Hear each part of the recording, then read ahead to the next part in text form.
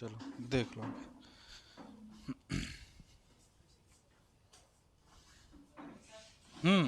आओ आओ।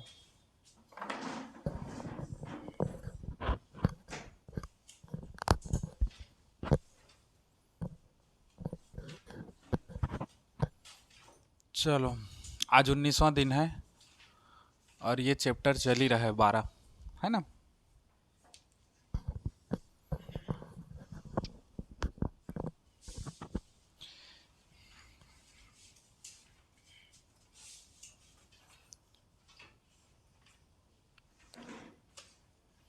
अब इसमें तो बना के देखना, प्रश्नावली एक का ज़्यादा एकदम बड़ा बड़ा चीज़ देखने का ज़रूरत नहीं है। अब क्योंकि हम लोग आ गए हैं रिवीजन वाले में, तो जितना कम देखो उतना ठीक है ना। और रिवीजन में नया चीज़ नहीं चुना है अपने को, जितना नया पढ़ना था उतना नया पढ़ चुके, अब हमको केवल रिवीजन करना है। ठीक, अगर नया बन रहा है, साल भर अगर तुम लोग नया चीज़ देखे नहीं हो और अभी आकर के कहोगे कि नया चीज़ देखेंगे, तो नया चीज़ देखोगे वो बन भी जाएगा तुमसे, लेकिन उस नया चीज़ देखने के जगह में पुराना रिवीजन छूटता जाएगा और फिर तुम ना तो इधर के होगे ना उधर के होगे। तो या तो सॉलिड रखो, जो अभी तक पढ़ चुके हैं उसको रिवीजन करो, और अगर नया पढ़ने का ट्राई करोगे तो पीछे का रिवीजन नहीं हो पाएगा, और नया अभी पढ़ोगे उसका भी रिवीजन नहीं हो पाएगा, ना तो उधर का याद रहेगा ना इधर का याद रहेगा, आगे पार्ट पीछे सा पार्ट हो जाएगा, है ना। तो इसलिए क्या करो, नया अभी देखना छोड़ दो, नया देखोगे तो सब समझ आएगा, है ना। इसको क्यों नहीं पढ़ा, इसको क्यों नहीं पढ़ा, लेकिन नया अब ही देखने का समय गया है। अब फरवरी आ गया है, फरवरी भर आप लोग को क्या करना है, रिवीजन ही करना है केवल, है ना। ठीक, तो प्रश्नावली एक को छोड़ दो, आ जाओ प्रश्नावली दो। उससे पहले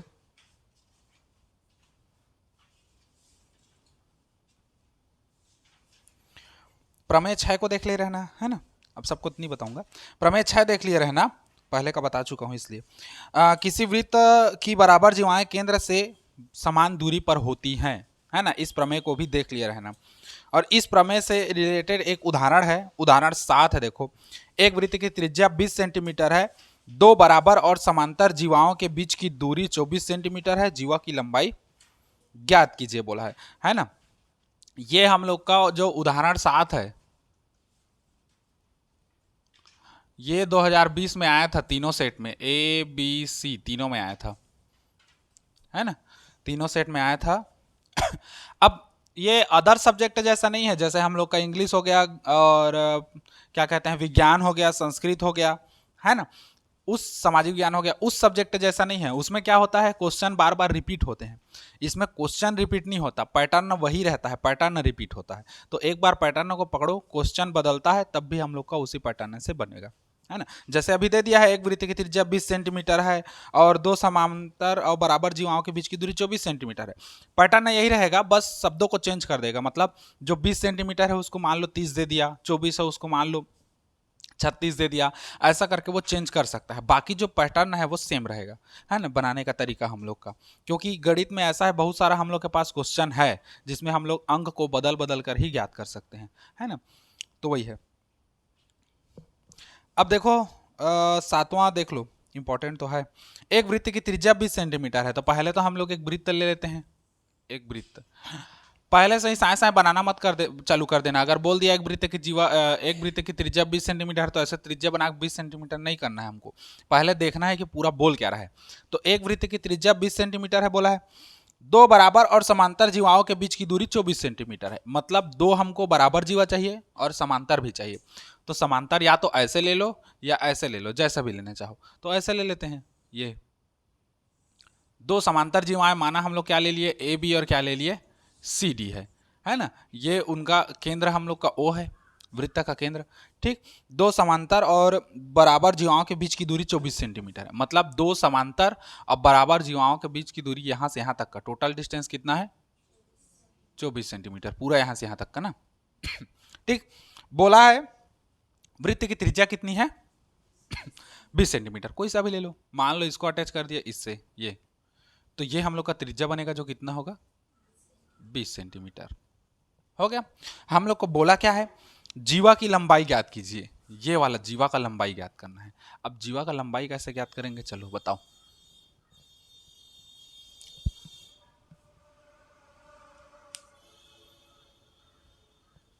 ठीक, तो अब यहीं से हल देखते हैं हम लोग।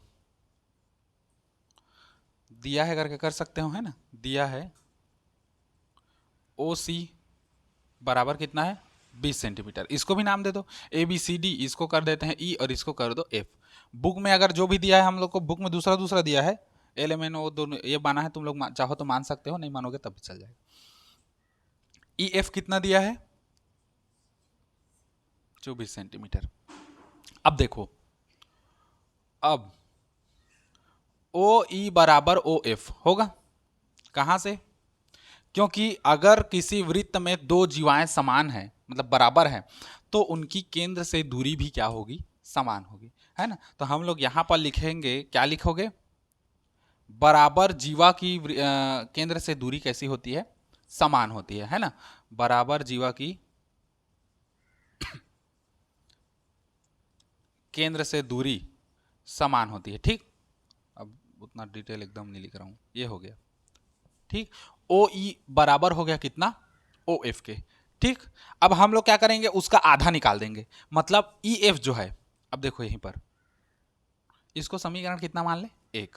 अब देखो ई एफ जो है वो दो चीजों से मिलकर बना है, यहां से यहां तक का ओ ई और ओ एफ दोनों को जोड़ोगे तो ई एफ के बराबर होगा, मतलब ओ ई धन कितना हो जाएगा, सॉरी हाँ ओ एफ,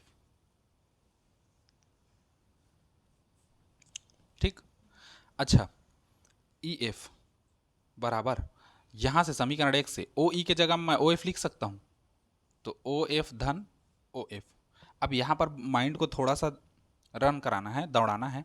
एक चीज देखो, ओ एफ के जगह में भी ओ ई लिख सकता था मैं, है ना, लेकिन मैं क्यों नहीं लिखा, क्योंकि ओ एफ के जगह में अगर ओ ई लोगे तो ओ ई कौन सा आ जाएगा, इधर। इधर का कोई मतलब ही नहीं है, क्योंकि इधर हम लोग का त्रिभुज बन रहा है क्या, त्रिभुज ये वाला बन रहा है, सर्वांग ये लगाओगे क्या कहते हैं पाइथागोरस, तो हम लोग का आराम से आ जाएगा नीचे वाला। हमको ये वाला लाइन का चाहिए, तो ऊपर वाला को लेके क्या करोगे, नीचे वाला लो, है ना। तो इसलिए हम लोग क्या कर दिए, ओ एफ कर दिए, है ना। अब देखो इसी में आगे ई एफ का मान रख दो कितना, 24 बराबर ओ एफ कितना हो जाएगा, 2 OF, है ना। तो ओ एफ का जो मान आएगा वो हो जाएगा 24/2, ये इधर आएगा, तो ओ एफ का मान कितना आ जाएगा 12 सेंटीमीटर। तो ओ एफ कितना आ गया, ये वाला 12 सेंटीमीटर, मतलब ये 12 है और ये भी कितना है 12 सेंटीमीटर, ठीक। अब हमको पाइथागोरस प्रमेय लगाना है, किसमें, ओ सी एफ या ओ एफ सी में, है ना। अब त्रिभुज के एफ सी कर दो या ओ एफ सी कर दो, है ना। ओ एफ सी में कर्ण का वर्ग बराबर लंब का वर्ग धन आधार का वर्ग, कर्ण कौन सा है ओ सी बराबर लंब कौन सा है ओ एफ धन आधार कौन सा है सी एफ का वर्ग, है। अब आगे देखो इसी में ओ सी का वर्ग मतलब कितना है 20 का वर्ग कोष्टक में, है ना। ओ एफ मतलब 12 का वर्ग प्लस सी एफ मतलब सी एफ का वर्ग, है ना। अब देखो सी एफ का वर्ग निकालोगे तो ये हो जाएगा 20 का वर्ग माइनस कितना हो जाएगा 12 का वर्ग होगा, ये इधर आएगा, तो सी एफ का वर्ग बराबर 20 का वर्ग कितना होगा 400, और 12 का कितना आएगा, सी एफ का वर्ग बराबर कितना 266, नहीं 256 आएगा, 6 4 10, 5 4 9 1 10 का जीरो हंसला 1 2 4, ये 256, ठीक। तो सी एफ बराबर कितना कितना हो जाएगा, डायरेक्ट कर दो,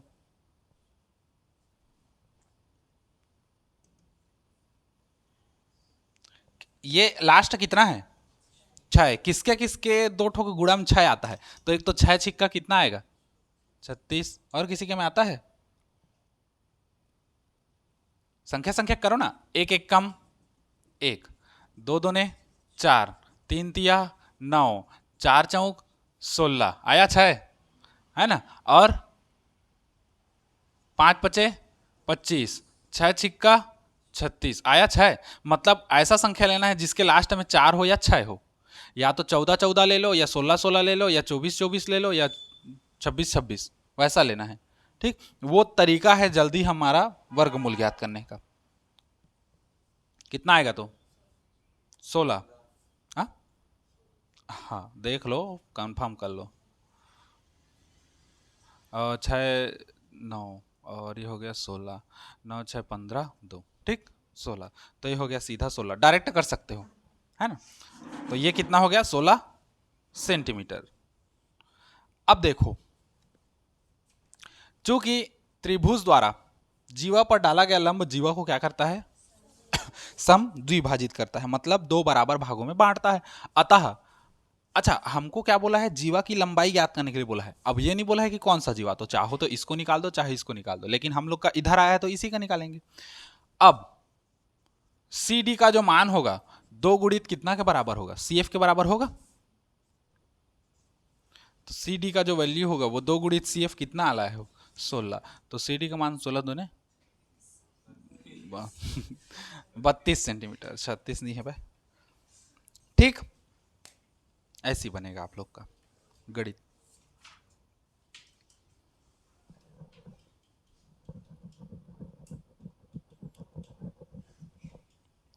हो गया बस। इसमें ना प्रमेय को कंठस्थ कर लो, जितना भी प्रमेय दिया है उतना प्रमेय को कंठस्थ कर लो।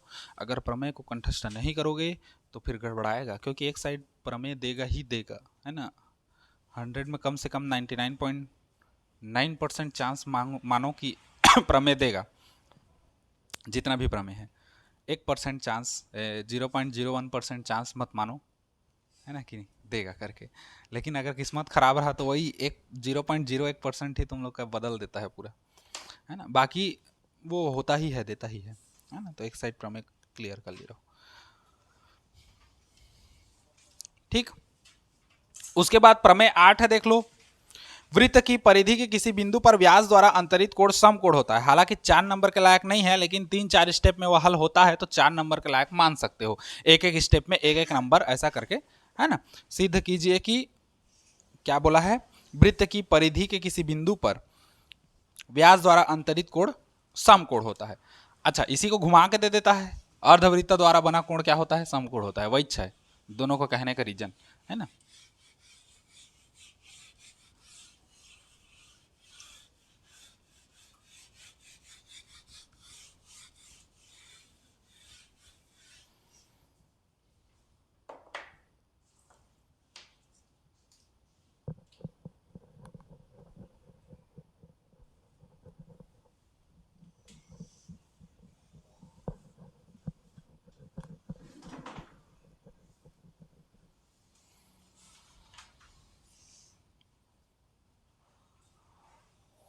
अच्छा, उससे पहले तुम लोग प्रमेय 7 को देख लो।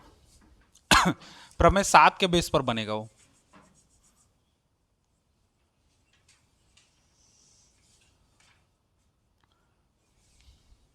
अब देखो, प्रमेय 7 क्या कहता है, क्या कहता है, वृत्त की किसी चाप द्वारा केंद्र पर अंतरित कोण वृत्त के परिधि पर किसी बिंदु पर बने कोण का क्या होता है, दुगना होता है। मतलब ये वृत्त है ना, ये उसका केंद्र ओ मान के चले, मान के चलो वृत्त का एक चाप ले लेते हैं हम लोग, ये वाला, ये वाला। तो वृत्त के चाप द्वारा केंद्र पर अंतरित कोण, ये इसी चाप द्वारा इस परिधि के किसी भी बिंदु, जरूरी नहीं कि यहीं पास, किसी भी बिंदु, चाहे परिधि पर ये वाला बिंदु लो, चाहे ये वाला कोई सा भी, तो किसी भी बिंदु पर अंतरित कोण का दुगना होता है। मतलब यहां पर अगर थीटा कोण बन रहा है तो यहां पर कितना बनेगा, 2 थीटा, दुगना होगा जस्ट, ठीक। क्या बोला, वृत्त के किसी वृत्त के किसी चाप द्वारा केंद्र पर अंतरित कोण उस वृत्त के परिधि पर अंतरित कोण का क्या होता है, दुगना होता है, ठीक। इसी को हम लोग प्रमेय नंबर किसको कितना कहते हैं, 7 कहते हैं, ठीक। और इसी को बेस बना करके हम लोग का क्या बनता है, आई गणित बनता है, हाँ वही है, एक बराबर है। ठीक। अब ये प्रमेय वगैरह को तो सबको बता चुका हूं।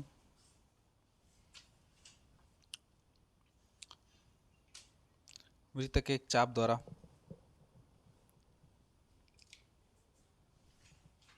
चलो छोड़ दो अब इसको, ये कुछ नहीं है, इसको ऐसे करके करोगे फिर दो त्रिभुज बनेगा, दो त्रिभुज को लेके हल करना है हम लोग को, है ना। बहिष्कोण प्रमेय लगा करके। बहिष्कोण प्रमेय लगाओगे, ये बाहरी कोण इन दोनों कोणों के योग के बराबर होगा, ये बाहरी कोण इन दोनों कोणों के योग के बराबर होगा, ऐसे वाला सिस्टम है ना। इसको आगे बढ़ाओगे तो फिर ये दोनों को मिला दोगे तो ये बन जाएगा, और इधर का इनको मिलाओगे तो फिर वो आ जाएगा आंसर, है ना। बहिष्कोण प्रमेय लगाना है, याद रखना थोड़ा सा माइंड में, ठीक। 2 बार बहिष्कोण लगेगा, एक बार इधर के त्रिभुज के लिए, एक बार इधर के त्रिभुज के लिए। मतलब बन कैसे रहा है हम लोग का त्रिभुज, अभी ये ऐसे बन रहा है, ऐसे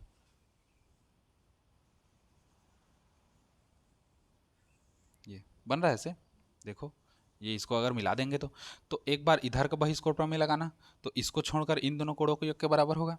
एक बार यहाँ पर का बहिष्कोण बनाना, तो इसको छोड़कर इन दोनों कोणों के योग के बराबर होगा। ये दोनों इसका बनाओगे बहिष्कोण प्रमेय तो इसका समीकरण 1 प्राप्त होगा, इसका बहिष्कोण निकालोगे समीकरण 2 प्राप्त होगा।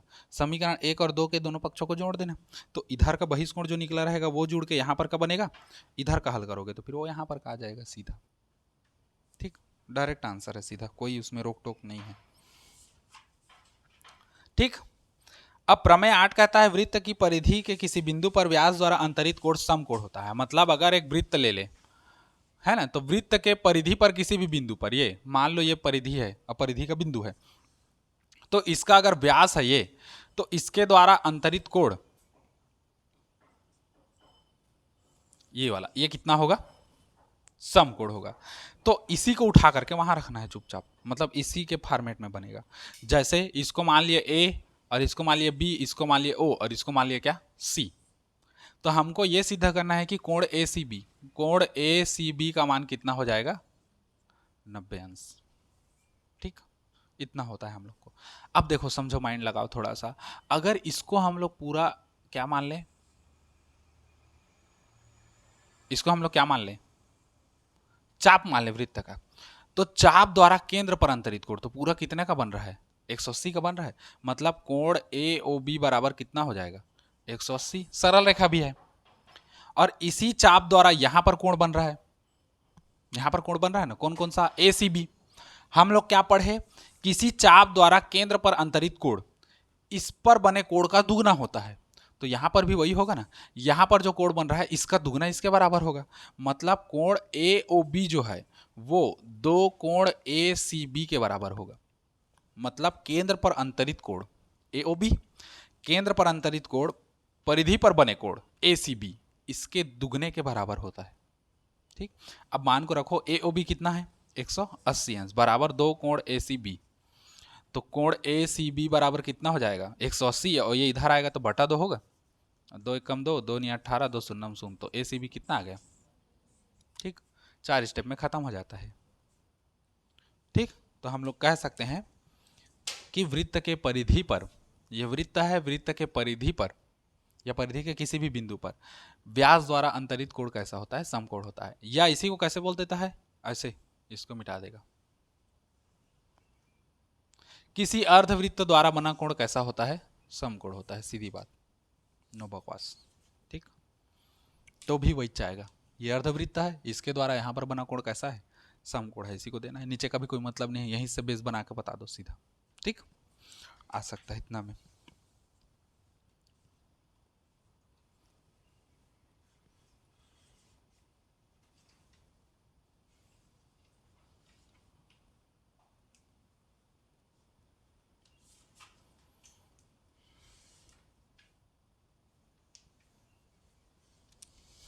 उन्हें खा के नहीं आया हो गया। अब इसी में देख लो प्रश्नावली 3 आ जाओ, है ना। प्रश्नावली 3 में अब सटासट बताते हैं थोड़ा सा, बस दिमाग लगाना है कैसा कैसा बनते जाएगा, है ना, फुल स्पीड में। बस माइंड में 4-5 ठो जो है उसको बैठा के रखो माइंड में, 4-5 ठो जो फार्मूला है हम लोग का, है ना, उसको माइंड में बैठा के रखो तो सब बनेगा।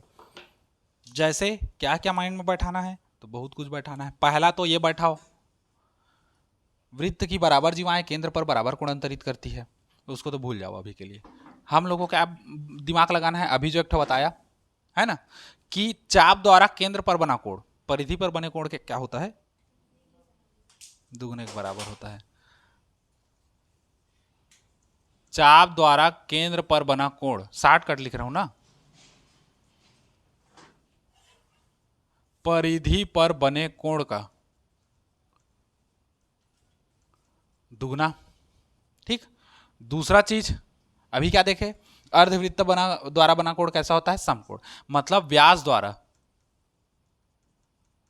द्वारा परिधि पर बना कोण,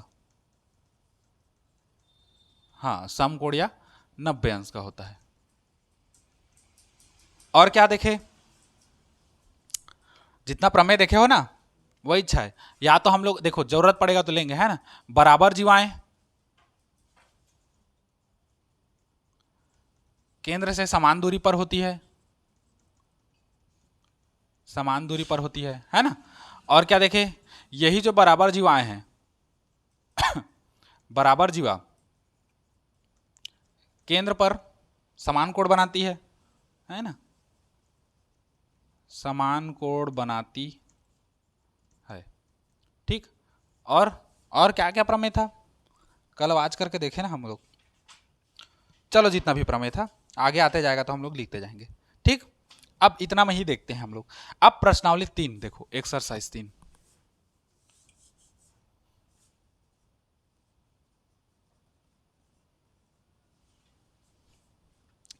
क्या कहता है प्रश्नावली 3 देखो, आकृति में ओ वृत्त का केंद्र है, पी क्यू एक जीवा है। देखो आकृति पहले तो बना देते हैं ना, बहुत सुंदर आकृति है ना। ठीक, ऐसा सुंदर आकृति कोई मई लोग का नहीं होता। ये है ना मधु, हाँ कथे देख, ये ओ है उसका केंद्र है ना। ये आर पी क्यू आर है, ये पी है, ये क्यू है, ये आर है। क्यों है पी क्यू, ये 50 अंश है ना, झंडी मुंडी। ठीक, हमको बोला क्या है, आकृति में ओ वृत्त का केंद्र है, ये वाला सेंटर है ओ, है ना। पी क्यू एक जीवा है, ये वाला पी क्यू जो है एक जीवा है, जो परिधि के दोनों ओर को क्या कर रहा है, दोनों बिंदु को टच कर रहा है ना। यदि पी आर क्यू 50 अंश है, पी आर क्यू 50 अंश है ये, तो हम लोग को ओ पी क्यू ये वाला कोण ज्ञात करना है, ये वाला। अब थोड़ी सी बुद्धि लगाओ, अब इसी में थोड़ा सा चीज और जोड़ते जाते हैं हम लोग, है ना। क्या क्या जोड़ोगे इसी में, त्रिभुज का नियम पढ़े हो, त्रिभुज का नियम को थोड़ा सा और अटैच करते हैं। अब देखो यहीं पर त्रिभुज का नियम क्या क्या कहता है, पहला, यदि किसी त्रिभुज की दो भुजाएं बराबर है तो उनके सामने के कोण भी आपस में क्या होंगे, बराबर हो, है ना। या हम लोग सीधा कर सकते हैं, समान भुजा के सम्मुख कोण, समान भुजा के सम्मुख कोण आपस में कैसे होते हैं, बराबर। दूसरा, इसका विपरीत, इसका विपरीत मतलब समान कोण के सामने के भुजा भी आपस में क्या होंगे, बराबर होंगे। ठीक, तीसरा चीज, त्रिभुज के सभी कोणों का योग कितना होता है, 180 अंश। ठीक, समबाहु का भी जान डालोगे, और समबाहु मतलब जिसकी सभी भुजाएं आपस में बराबर हो, और समद्विबाहु जिसकी दो भुजाएं आपस में क्या हो, बराबर हो। अब थोड़ा सा माइंड यहां पर लगाओ, हमको क्या ज्ञात करना है, ये वाला ज्ञात करना है, ये वाला ज्ञात करना है। अगर कहीं से हम लोग ये वाला और ये वाला इन दोनों को ज्ञात कर लिए तो हम लोग आराम से ज्ञात करते हैं। अब क्योंकि ये त्रिभुज के अंदर है तो इस त्रिभुज को थोड़ा सा गहराई से अध्ययन करो, ओ पी और क्यू। इसमें देखो ये वाला हमको ज्ञात करना है, ये वाला कहाँ से निकलेगा, तो आराम से निकलेगा, है ना। आराम से मतलब कोई हल्ला नहीं, ये पहला वाला लगाओ, चाप द्वारा केंद्र पर बना कोण परिधि पर बने कोण का दुगना होता है। चाप द्वारा केंद्र पर बना कोण परिधि पर बने कोण के दुगना होता है। ये 50 है तो ये कितना हो जाएगा, 100। अब मैं हल करके नहीं बता रहा हूं ना, हल करके तो मैं बता चुका हूं पहले भी, है ना। मैं सीधा सीधे डायरेक्ट कैसे कैसे माइंड में बैठाना है रफ उसको बता रहा हूं। ये 50 है तो ये 100 हो जाएगा सीधा। तो चाप द्वारा केंद्र पर बना कोण परिधि पर बने कोण के दुगना होता है, ये 50 है तो ये 100। अब ये 100 है तो बचा ये दोनों। अब माइंड लगाओ, अगर इस त्रिभुज को देखें तो इसमें OP बराबर होगा किसके, OQ के। क्यों, क्योंकि दोनों क्या है, एक ही वृत्त के क्या है, त्रिज्या है ना। केंद्र द्वारा परिधि को टच कर रहा है तो क्या है, त्रिज्या है। और एक ही वृत्त की त्रिज्याएं आपस में क्या होती हैं, बराबर होती हैं। मतलब ये त्रिभुज कैसा हो गया, समबाहु त्रिभुज हो गया, ये समद्विबाहु। अब समद्विबाहु हो गया, अगर ये दोनों बराबर हैं तो इसके सामने वाले ये और इसका सामने वाला ये दोनों कोण भी आपस में क्या होंगे, बराबर होंगे। एक तो वहां से आएगा, अगर मान के चलो इसको x मानते हैं तो ये भी कितना हो जाएगा, x। और ये कितना है, 100 अंश।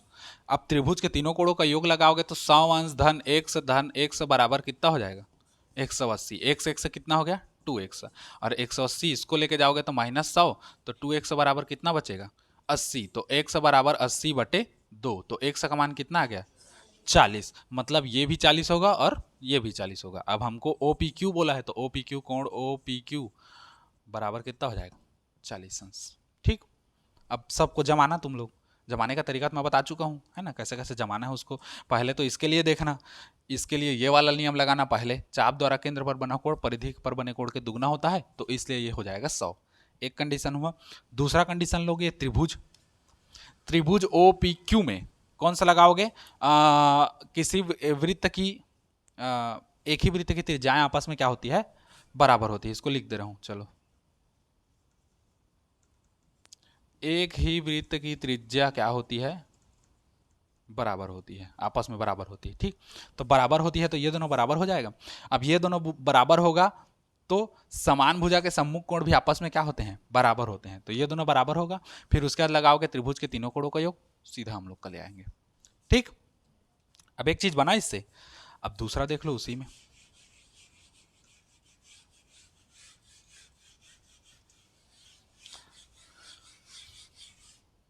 दूसरा बोलता है, तो वो बोलता है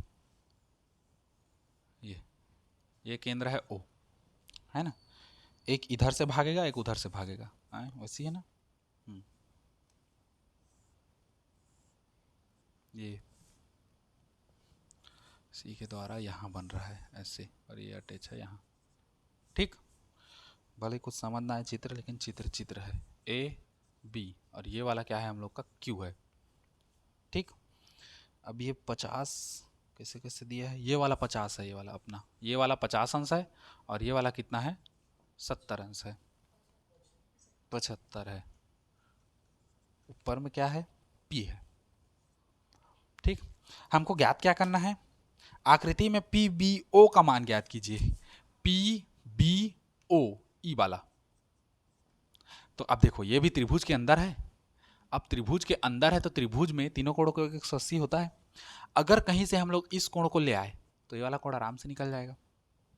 अब माइंड में थोड़ा सा दो, ये AB चाप है, इसके द्वारा केंद्र पर कितना बन रहा है 50, तो इसी के द्वारा परिधि पर कितना बनेगा उसका आधा, है ना, ये होगा कितना 25, क्योंकि किसी चाप द्वारा केंद्र पर अंतरित कोण परिधि पर बने कोण के दुगने के बराबर होता है। तो इसके द्वारा परिधि पर अगर 25 बनेगा तब तो यहाँ 50 बनेगा, तो ये हो गया 25। अब इस त्रिभुज में लोगे तो त्रिभुज के तीनों कोणों का योग कितना होगा 180, मतलब 75 धन 25 धन ये वाला, है ना, कोण B, मैं 60 कट लिख रहा हूँ, बराबर कितना 180। 75 25 कितना हो गया 100, धन कोण B बराबर कितना 180 अंश। तो कोण B बराबर हो जाएगा 180 माइनस कोण B बराबर कितना आ गया।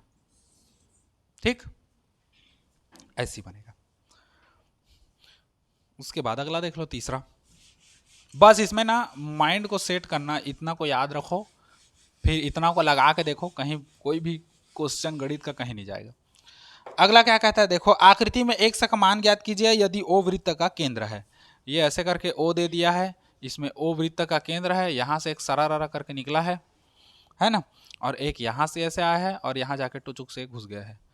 ठीक, ये ACB है, ACB है, और हम लोग को एक दे दिया है, ये वाला है 70 अंश और ये वाला है क्या x। अब इसका मान ज्ञात करना है। माइंड में फिर ज़्यादा जोर ना दो, ये देख लो चाप, बस इसमें पहले चाप देखना। देखो शब्द क्या है, चाप द्वारा केंद्र पर बना कोण, तो इसमें सबसे पहले क्या देखना चाप। चाप को देखना केंद्र पर बन रहा है, किस चाप द्वारा केंद्र पर बन रहा है, और उसी चाप द्वारा परिधि पर भी बने। तो देखो इसी चाप द्वारा ऐसे केंद्र पर बन रहा है और इसी चाप द्वारा ऐसे परिधि पर बन रहा है, तो केंद्र पर बना कोण परिधि पर बने कोण के दुगने के बराबर होता है। तो ये 70 है तो ये उसका आधा होगा, कितना हो जाएगा 35। इस त्रिभुज में x का मान चाहिए अपने को, है ना। ये त्रिभुज में अगर कहीं से इसका मान निकाल दे तो ये पता चल जाएगा। अब देखो ये सरल रेखा है, सरल रेखा में मैं कितना भी कोण बना दूं, है ना, कितना भी कोण बना दूं, सभी कोणों का योग कितना होगा 180 अंश के बराबर, चाहे 2 रहे चाहे 10 रहे, है ना। तो दो कोणों, अब इसमें कितना कोण बन रहा है 2 कोण, तो 2 कोण मिला के 180 होगा। ये 70 है तो ये वाला कितना होगा 110 अंश। तो हम लोग अब ले आएंगे त्रिभुज के तीनों कोणों का योग, है ना। तो 110 धन 35 धन x बराबर 180। कितना हो गया? 145 धन x बराबर 180। तो x बराबर 180 माइनस 145, तो x बराबर कितना आ जाएगा? आएगा 35 अंश। ठीक, ऐसी बने। मतलब कुल मिला के ना हम लोग को नाइन्थ का जो है उसको रटना है। नाइन्थ का जो जितना सूत्र है यही था। सरल रेखा पर बने सभी कोणों का योग 180 अंश होता है। बहिष्कोण प्रमेय भी पढ़े हो, बहिष्कोण भी इसमें लग रहा है। बहिष्कोण प्रमेय क्या कहता है? कथन याद है? बहिष्कोण प्रमेय कहता है यदि किसी त्रिभुज की एक भुजा को बढ़ा दी जाए तो वहां पर बना कोण इसको छोड़कर अन्य दो कोणों के योग के क्या होता है? बराबर होता है। इसी के साथ वाला जो रहेगा उसको छोड़ करके, यदि किसी त्रिभुज की एक भुजा को बढ़ा दी जाए तो यहां पर बना कोण इस कोण को छोड़कर अन्य दो कोणों के योग के क्या होता है? बराबर होता है। फिर यदि किसी त्रिभुज की एक भुजा को बढ़ा दी जाए तो यहां पर बना कोण इन दोनों कोणों के योग के क्या होगा? बराबर होगा। यह हम लोग का बहिष्कोण प्रमेय कहता है। ठीक, बन जाएगा ना?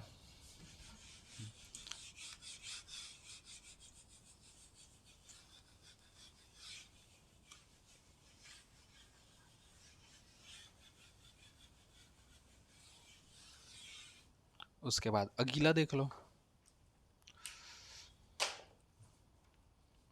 यदि ओ वृत्त का केंद्र है तो x का मान ज्ञात कीजिए। देखो ऐसे करके दे दिया है, और ये वाला ओ वृत्त का केंद्र है ना। अब उसके बाद डिजाइन दे दिया है ऐसे, ओ ये वाला, और इसको अटैच कर दिया है ऐसे। ठीक, हम लोग को बोल दिया है ये वाला कोण 130 अंश है।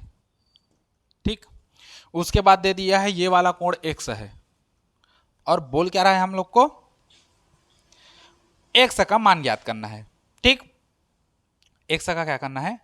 मान ज्ञात करना है। अब x का मान कैसे निकलेगा? देखो x कोण जो बन रहा है वो किसके द्वारा बन रहा है? देखो ऐसे करने से x कोण बन रहा है, ऐसे करने से मतलब है किसके द्वारा बन रहा है? इसी के द्वारा, चाप द्वारा, है ना। अब नामकरण मैं नहीं किया हूं, नामकरण कर लेना। इसी चाप के द्वारा, देखो इस चाप के द्वारा परिधि पर यहां पर बन रहा है कोण, तो इसी चाप द्वारा केंद्र पर कहां बन रहा है? ये वाला बन रहा है। तो अगर केंद्र पर बना कोण निकाल दोगे तो परिधि पर बना कोण मिल जाएगा आराम से, है ना। अब देखो यहां पर कैसे निकालोगे? ये सरल रेखा है, यहां पर दो कोण बन रहा है, दोनों कोणों का योग कितना होगा?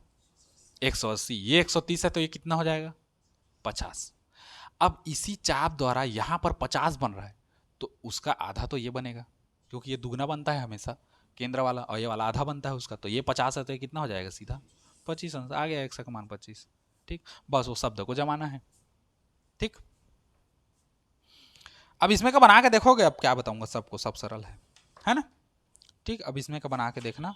थोड़ा सा आगे चलते हैं। आ जाओ प्रमेय 10।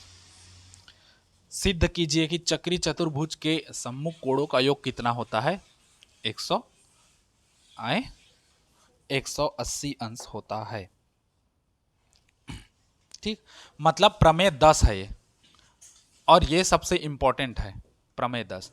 ये 2022 में तीनों सेट में आया था, ए बी सी तीनों सेट में। ठीक, 2022 में तीनों सेट में आया है ए बी सी। मैं बोला ना प्रमेय एक ठो घुस आता ही है, और उसके अथवा में एक फिर हम लोग को ज्ञात करने के लिए दे देगा, है ना।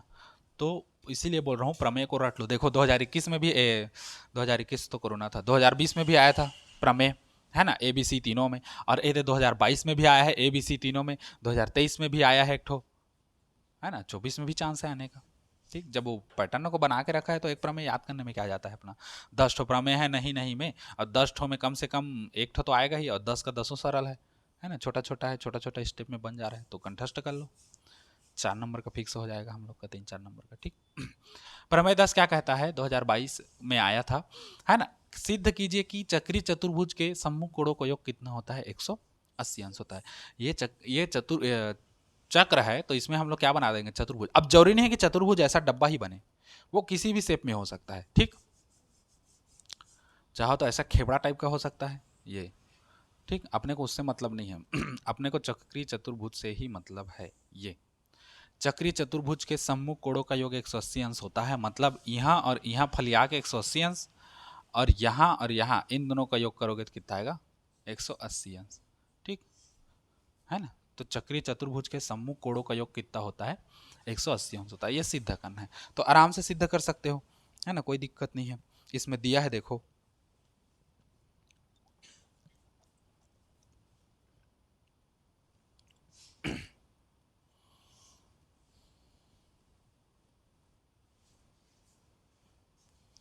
हो गया। अब इसी में आगे देख लो, इसको बना के देखना, इसको तो बता डाला हूं मैं पहले का।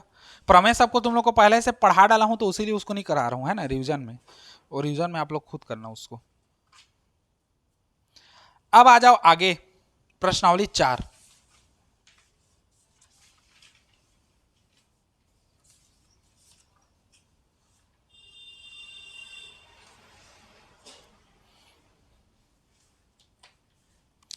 इसका पैटर्न को समझे अब कैसे कैसे दे रहा है इतना में।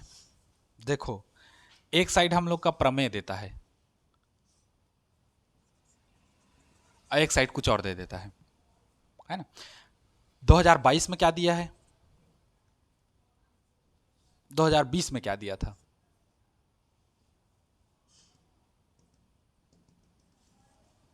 वो तो ये वाला है ना, 2022 में आया है। इससे पहले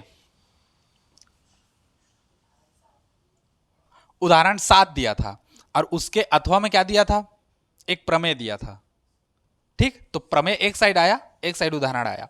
उसके बाद 2020 में उसको दिया था यार, वो प्रमेय में किसको दिया था, कर्ण का वर्ग अन्य दो भुजाओं के वर्गों के योग के बराबर होता है, पाइथागोरस प्रमेय दिया था। उसके अथवा में एक उदाहरण दिया था। फिर 2020 को छोड़ के 2022 में आया तो 2022 में ये वाला दिया है, चक्रीय चतुर्भुज के सम्मुख कोणों का योग क्या होता है, 180 अंश होता है। इसके अथवा में एक उदाहरण था या एक प्रश्न था। उसके बाद 2023 में जब आ जाओगे तो 2023 के तीनों सेट में ABC में उसमें क्या दिया था, तो उसमें एक तो दिया था वृत्त वाला, ये वृत्त के बाह्य बिंदु से वृत्त पर खींची गई स्पर्श रेखाएं आपस में क्या होती है, बराबर होती है, जिसको हम लोग प्रमेय कौन सा कहते हैं, 12, है ना। इसको दिया था 2023 में तीनों सेट में, ABC तीनों में दिया था हम लोग का, ठीक। तो देखो 2020 में भी एक प्रमेय आया जो पाइथागोरस का काम किया, 2022 में भी एक प्रमेय आया, कौन सा, चक्रीय चतुर्भुज के सम्मुख कोणों का योग 180 अंश होता है। 2023 में भी एक प्रमेय आया, कौन सा, वृत्त के बाह्य बिंदु से खींची गई स्पर्श रेखाएं आपस में क्या होती है, बराबर होती है। तो 2024 में क्यों नहीं आएगा एक ठो प्रमेय, ये बताओ मेरे को, आएगा। अब समझे पैटर्न ना, इसीलिए मैं कहता हूं अनसाल्ड लो और अनसाल्ड से तैयारी करो, क्योंकि अनसाल्ड लेके अनसाल्ड से तैयारी करोगे तो उसमें पता चलता है किसके अथवा में क्या आएगा, कहां से आएगा, 5 साल में कैसा क्वेश्चन उठा के दिया है। अब इतना में हम लोग को माइंड में आ गया कि एक साइड प्रमेय देगा और उसके अथवा में या तो प्रश्न देगा या तो क्या देगा, उदाहरण देगा ज्ञात करने वाला, ठीक। तो अगर प्रमेय अच्छा बनता है तो प्रमेय कंठस्थ कर लो, या तो फिर प्रमेय नहीं बनता कहोगे तो प्रमेय का पूरा छोड़ दो और उसको छोड़ करके प्रश्न उदाहरण को कंठस्थ कर लो। लेकिन दोनों में से एक, दोनों में टांग मत फैलाओ। देखो, या तो एक गाड़ी में बैठो और अजय देवगन जैसे दोनों गाड़ी में ऐसे पैर को फैला के बैठेंगे कहोगे तो दोनों गाड़ी ऐसे जाएगा तो बीच में गिरोगे, या खंभा गया फिर ठोकाएगा कहीं और जगह, है ना। तो इसलिए कहता हूं या तो प्रमेय को ही कर लो या तो अथवा में प्रश्न या उदाहरण को कर लो, ठीक। इतना में हम लोग का फिक्स है, समझे इसको। बस यही पैटर्न बना के रखो तो सब बन जाएगा, ठीक। अब 3 साल में देख के अब अनुमान लगा लिए ना, 20 में भी वही आया था, 21 तो कोरोना था, 22 में भी वही आया, 23 में भी वही आया, एक प्रमेय घुसा ही रहा है। तो 24 में क्यों नहीं घुसाएगा, तो 24 में क्या घुसाएगा, पहले तो इन तीनों सेट को कंठस्थ कर लो। चक्रीय चतुर्भुज के सम्मुख कोणों का योग 180 अंश होता है, और क्या कहते हैं, पाइथागोरस प्रमेय को कर लो। पाइथागोरस प्रमेय को तो कर ही लो, क्योंकि वो कब आया था, 2020 में आया था, तो घुमा के उसको 2024 में नहीं देगा, दे ही सकता है ना। क्योंकि प्रमेय हम देखो, प्रमेय रिपीट हो सकता है, क्वेश्चन आंसर रिपीट नहीं होगा, क्वेश्चन उदाहरण, क्योंकि उसको तो तोड़ मोड़ देगा। अब प्रमेय तो वही है ना, कर्ण का वर्ग अन्य दो भुजाओं का वर्ग, अब उसको कहाँ से वो तोड़ेगा जोड़ेगा, बताओ तो, कहीं से नहीं तोड़ेगा जोड़ेगा, है ना। तो उसलिए प्रमेय को कंठस्थ कर ही लो, भूलो मत।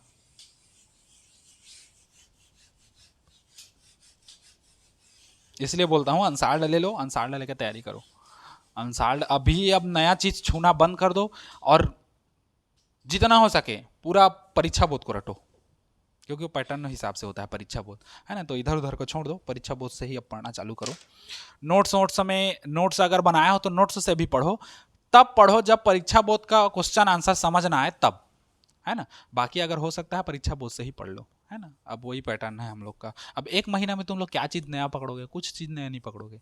जितना पुराना है सब उसी को पढ़ना है अपने को, है ना। जो पिछला हम लोग पढ़ चुके हैं, जो पिछला 2 पेपर में तिमाही अर्धवार्षिक में पेपर दिला चुके हैं, उसी को अब पढ़ो। नया अब छूने का ट्राई मत करो, क्योंकि नया छूओगे तो नया सब समझ आएगा। ऐसा नहीं कि नया समझ नहीं आएगा। अभी तुम लोग कोई भी नया चीज़ पढ़ने का देखो ना, नया भी समझ आ जाएगा तुम लोग को, लेकिन नया उस छूने के चक्कर में पुराना का रिवीजन नहीं होगा, और जो नया छूओगे इसका भी रिवीजन नहीं हो पाएगा, एक आध बार भी कुछ होगा नहीं उसका, है ना। तो फिर वो गड़बड़ा जाएगा तुम लोग का, ठीक। और फिर बढ़िया पढ़ो, वैसे बनेगा, और कुछ तो ऑप्शन नहीं है।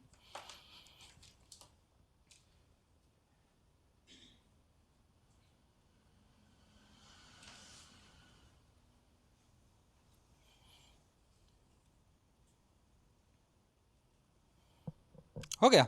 अब आ जाओ प्रश्नावली 4। प्रश्नावली 3 के बाद प्रश्नावली हम लोग 4 में प्रवेश करते हैं।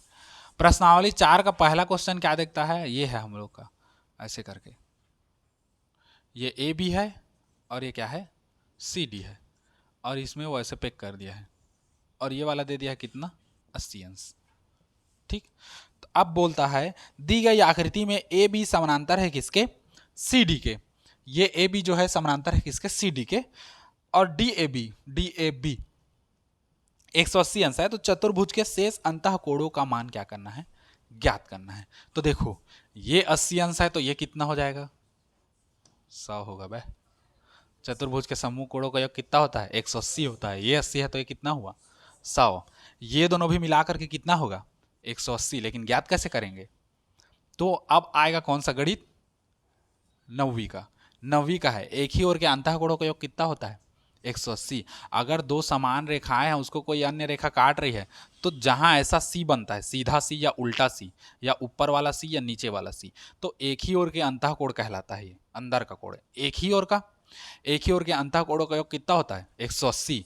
तो एक ही, अब ये सी बन रहा है ना ये, तो एक ही ओर के अंतः कोणों का योग कितना होगा, 180। ये 100 है तो ये कितना हो जाएगा, 80 होगा। अब फिर ये आएगा, आमने सामने कोण आपस में 180 अंश के होते हैं, ये 80 है तो फिर ये कितना हो गया, बस यही है।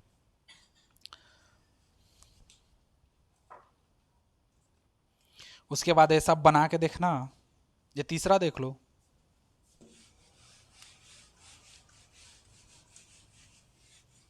दूसरा को छोड़ दे रहा है ना, तीसरा देख लो।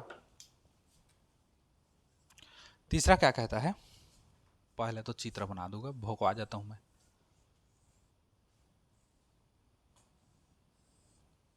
ऐसी है शायद, है तो उल्टा है, ये है, ठीक। ए ओ बी सी डी ऐसे है ना। ये वाला हम लोग को दिया है 150, 150 अंश। ए बी सी डी एक चक्री चतुर्भुज है जिसकी भुजा ए बी वृत्त का व्यास है। यदि ए डी सी 150 है तो कोण बी ए सी ज्ञात करना है। कोण बी ए सी कहाँ है, कोण बी ए सी ये वाला। अब ये वाला ज्ञात करना है, तो ये दोनों आ गया तो त्रिभुज के तीनों कोणों का योग निकाल सकते हैं। अब इतना में से देखो कौन सा वाला हम लोग का आएगा, इसके लिए दूसरा वाला, व्यास द्वारा परिधि पर बना कोण कितना होता है, 90 अंश। ये व्यास है, इस व्यास द्वारा परिधि पर बना ये वाला कोण कितना होगा, 90 अंश। तो ये हो जाएगा 90 अंश। अब देखो, एक मैं नहीं लिखा हूं, जो अभी अभी देखे हम लोग, अभी का जो प्रमेय देखे हैं ना, क्या प्रमेय देखें, चक्रीय चतुर्भुज के सम्मुख कोणों का योग 180 अंश होता है। अब ये चक्रीय चतुर्भुज बन रहा है, तो इसके सम्मुख कोण ये वाला और ये 180 अंश के बराबर होगा। ये 150 है तो ये कितना हो जाएगा, हो गया।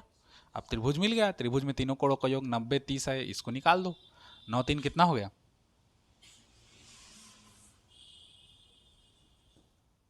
तो 60 अंश आएगा, तीनों मिलाकर 180, ठीक। तीनों का योग, इन दोनों का योग करके 180 घटा दोगे तो ये आ जाएगा हम लोग का, ठीक। बस वही है, माइंड लगाना है उसमें से कहाँ कहाँ है। तो एक इसमें और जुड़ गया, क्या, चक्रीय चतुर्भुज के सम्मुख कोणों का योग कितना होता है, हाँ, चक्रीय चतुर्भुज के सम्मुख कोणों का योग 180 अंश होता है। ठीक, वहां से एक बनेगा।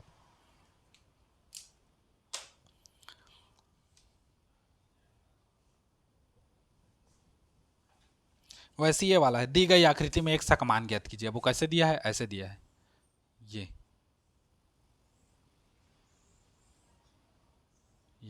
अब ये वाला वो कितना दे दिया है? 100 दे दिया है। और ये वाला कितना दिया है? 124 अंश। अब माइंड लगाओ, ये भी चक्री चतुर्भुज बन रहा है। ये 24 है तो ये कितना हो जाएगा?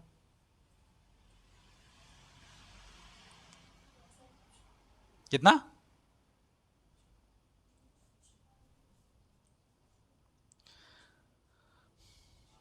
36 और 56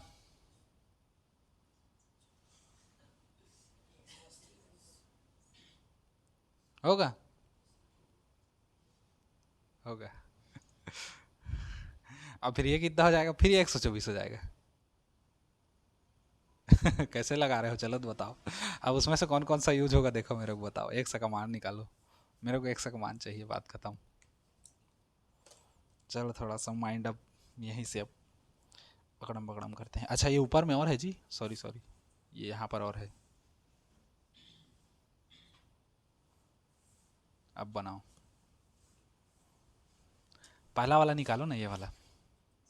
चाप द्वारा केंद्र पर बना कोण परिधि पर बने कोण का दुगना होता है। ये हम लोग का चाप हो गया यहाँ से यहाँ तक का। इसके द्वारा केंद्र पर बना कोण परिधि पर बने कोण के दुगने के बराबर होता है। ये 124 है तो कितना हो जाएगा? 62 होगा। हो गया 62। अब ये चक्री चतुर्भुज बना, ये चारों याद रखना। चक्री चतुर्भुज तभी बनेगा जब वृत्त की परिधि के चारों को टच करे। मैं उतने टाइम यहाँ पर बोला है चक्री चतुर्भुज बन रहा है तो हाँ बोल दिए सब। कहाँ पर बन रहा है चक्री चतुर्भुज? ये तो केंद्र पर टच है। इसको तुम लोग चक्री चतुर्भुज थोड़ी कहोगे ये ऐसे करके, नहीं है। चक्री चतुर्भुज तब होगा जब चारों कोने को टच करेगा, मतलब चतुर्भुज का चारों कोना वृत्त के परिधि को टच करेगा, तभी बनेगा वो चक्री चतुर्भुज। ठीक, और एला कहिया ए दे दिला यह चक्री चतुर्भुज कहाँ के चक्री चतुर्भुज है तुमन के हैं? ठीक, अब ये 62 है। अब ये चक्री चतुर्भुज बना, चारों कोना टच है ना? ये 62 है तो ये कितना हो जाएगा? 180 घटा दो, क्योंकि 180 अंश होता है दोनों का मिला के। ये 62 है तो 180 में 62 घटाओगे तो कितना आएगा?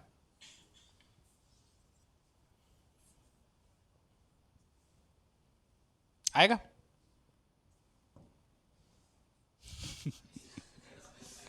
आएगा ना? ठीक, अब ये 100, अब ये सरल रेखा है, सरल रेखा पर बना कोण कितना होता है? 180 अंश। ये 118 है तो कितना हो जाएगा? सीधी बात, नो बकवास। ठीक,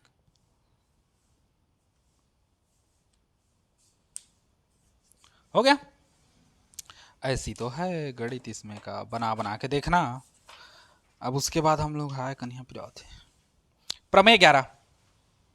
ए छोड़ो प्रमेय 11 को, प्रमेय 11 को छोड़ दो, प्रमेय 12 को करना। देखो, बाह्य बिंदु से वृत्त पर खींची गई स्पर्श रेखाओं की लंबाइयां बराबर होती है। उस टाइम भी जब पढ़ा रहा था तब भी बोला था ये इंपॉर्टेंट आएगा करके। और देखो 2023 के तीनों सेट में दिया है ए बी सी में। ठीक, तो इसको कर लेना।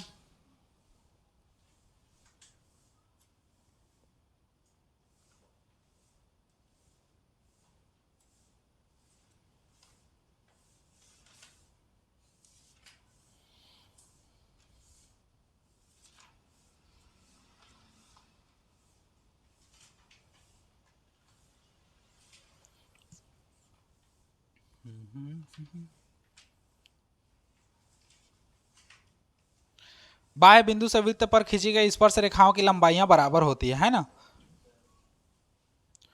आए?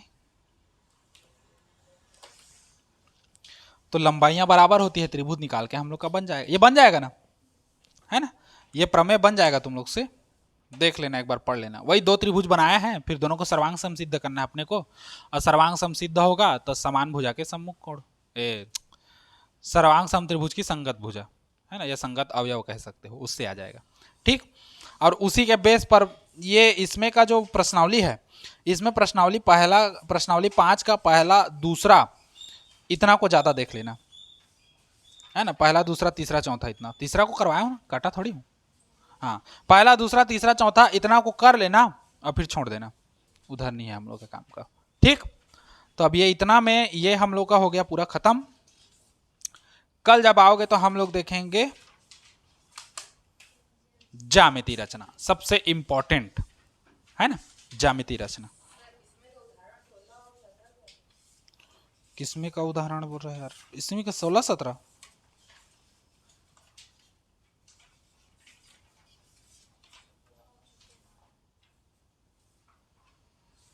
हाँ वही तो है, सेम है, कोई अंतर थोड़ी है। 17 को मत देखना, 16 देख लेना। ठीक, देखोगे समझ आएगा तो देख सकते हो, लेकिन वही है, नया चीज मत छुओ कह रहा हूं मैं। हाँ वही तो, प्रमेय बनाओगे तो उसी के बेस पे तो है, ये बन जाएगा। एक बार ट्राई करके देख लेना। 17 को मत देखना, प्रमेय 16 को देखना।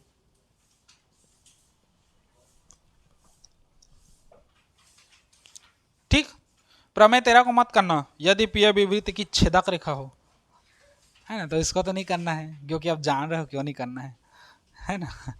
छेदक रेखा को हटा दो, छेदक छेदक नहीं करना है। ठीक, तो आज इतना ही देखो, कल इसका फिर आगे देखेंगे। ज्यामिति रचना प्रकार वगैरह एक बार लेके आ जाना, प्रैक्टिस करवाएंगे।